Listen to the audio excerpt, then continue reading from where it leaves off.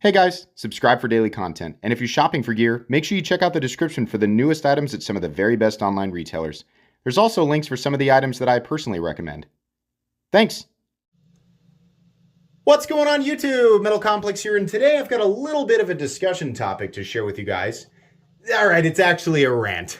This is something that has driven me absolutely insane since I became a part of the knife world about 13 years ago, and I know for a fact that it is something that drives you guys crazy as well.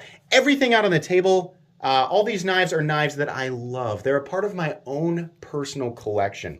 Over here on the left side, we have the Ritter Hogue RSK MK1 G2. We have the ProTech and Strider SNG. We have the Demco AD20 and the Microtech UTX 85. On the right side, we have the Chris Reeve Umnumzaan. We have the ProTech Malibu. We have the Microtech Ultratech. We have the Kershaw Blur and the Benchmade Bugout. We're going to talk about these two up here in just a moment, but I think right off the bat you guys can see the difference here between these two groups. Numbers and letters, names, right? Now we have come to know what these are visually, but they are numbers and letters, which drives me crazy. Crazy. Ooh, I've had a lot of caffeine, so bear with me. Somebody rightfully just corrected me on a video, and to whoever you are, thank you. You're in the right. It was a Tucson T4 GXY 4090, whatever. Oh my God. And I messed the number up because I cannot remember every single number and letter combination that they put on their 40 bajillion knife catalog that they do. Zero tolerance. I'm also looking at you. Oh my God. Name the knife something. It is so much easier for people to remember, especially new people. And I mean, honestly, I have to, I'm getting so worked up about this.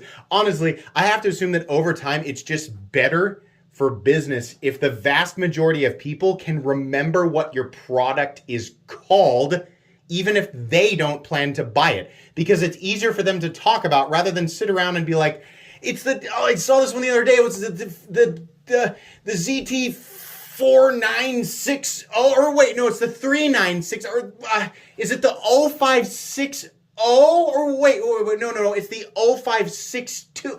Oh my God. This knife, I love this knife. The Ritter Hogue RSK MK1 G2. No. It's the RSK Mach 1 G2, but we abbreviate it, and then people are like, what? What are those numbers and letters? Wait, let's sit down and argue about the best sequence to use, how many letters there are before a word, and then what the numbers are, and then we mess that up in the process, and then sometime, months down the road, someone finally finds the thing that they are looking for. People want to find it and have it, usually, right? The numbers and letters thing is getting ridiculous. And I know that a lot of you are like, by the way, this is the, just like I said, I guess we went over that. I don't need to do that again. We already went over it. If you forgot what they're called, you can go back in the video, right? These are wonderful models. And for some people, that number that, like AD20, that solidifies in your head. Let me throw something else at you. Speaking of the AD20, how many times have you guys been confused by which one of the AD20s you're looking at? Is it an AD20, an MG AD20, a custom AD20, an AD20.5, an AD20 Slim, or an AD20S? Oh my God. Don't get me started on some of these lines. It's too confusing. And I understand here's the thing. It's probably simpler from their end to do that for their systems, right? Because they have all these modeled out. That it's just categorization, it's easy categorization.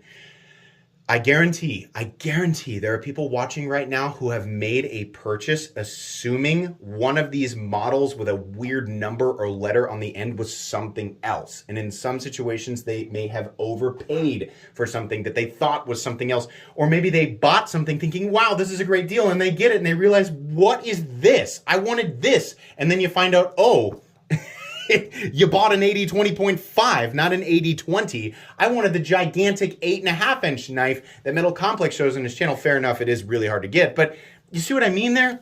The UTX 85 and the UTX 70 thing, like, why? Ultratech, right? And again, I understand that these numbers have solidified in some people's minds, but this was one of the most frustrating and confusing things to me starting out, especially somebody who really, really loved zero tolerance knives. And I still have a problem with this. Whenever I show a ZT, I'm like, what? What is the number? Was it the... There's a 0 in the front. I know that for sure. Oh, man.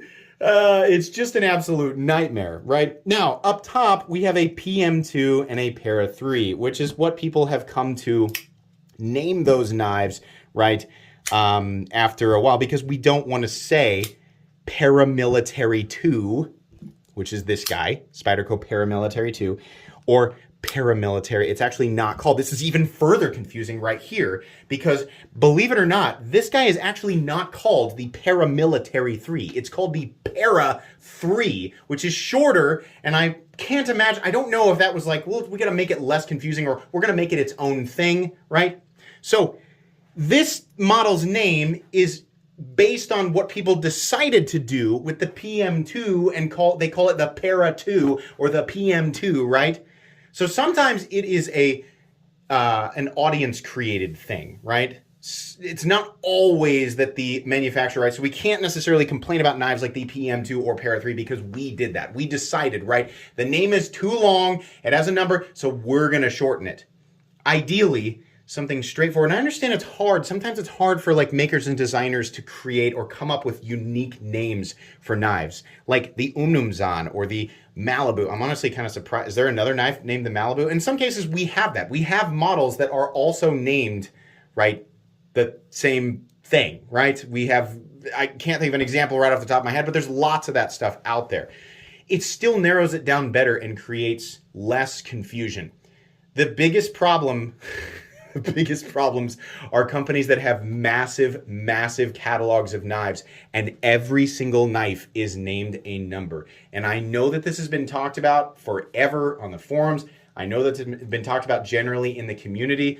People get that stuff wrong, right? So there's always, like with Tucson knives, not only do they have knives that are almost all created in short batch, nobody can keep track of them that way because it's like by the time you find out what it is, it's gone. And on top of that, you always have to mess around for a little bit on Google, typing in a weird sequence of numbers and letters until you go, that's it. That's the one. I see the picture and you feel, I found it. Oh, it's gone.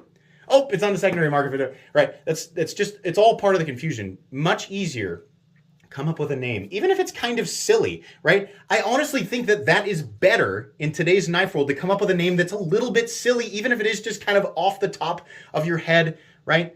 Come up with something that people can identify immediately, right? It's okay to have, like in the case of the Rat 1 and the Rat 2, sure, I can understand that, right? Rat, like we think of these, and there's only 2 of them. Now, if they made 14 different rats, right, like OpenL does, we got OpenL 1 through 1,400,986,000,000, whatever.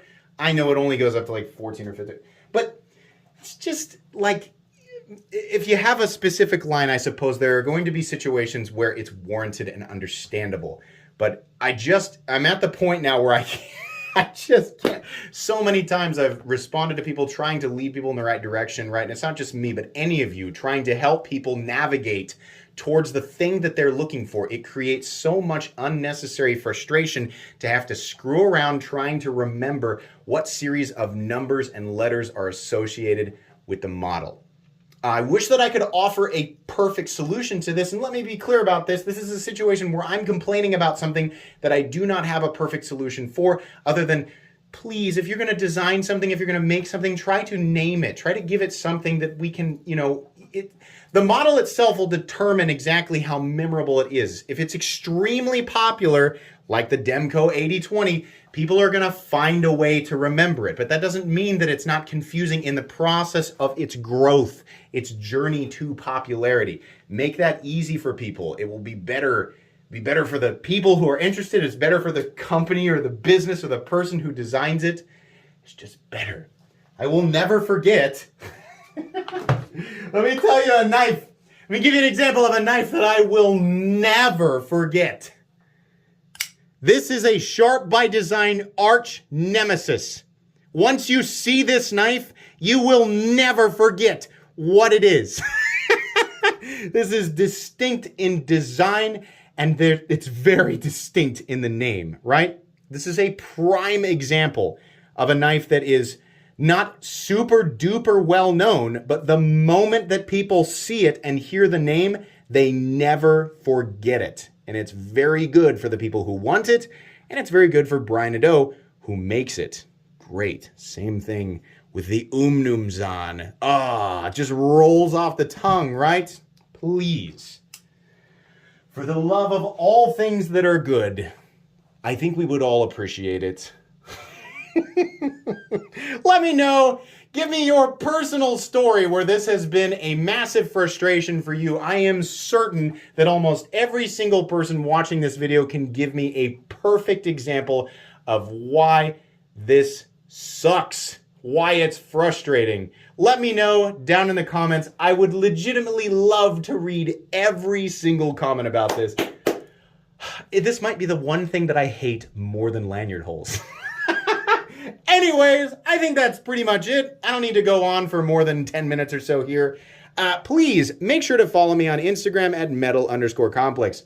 If you enjoyed this video, or you can share in my mutual frustration on this topic, leave a like. If you'd like to check out my other content, I do of course have lots of videos of knives that are either expensive or inexpensive that I do or don't like, so check those out. And if you enjoy all my content, go ahead and click on that Metal Complex logo right there and subscribe, because there's definitely more coming. Thanks again for watching, everybody, and have a great day.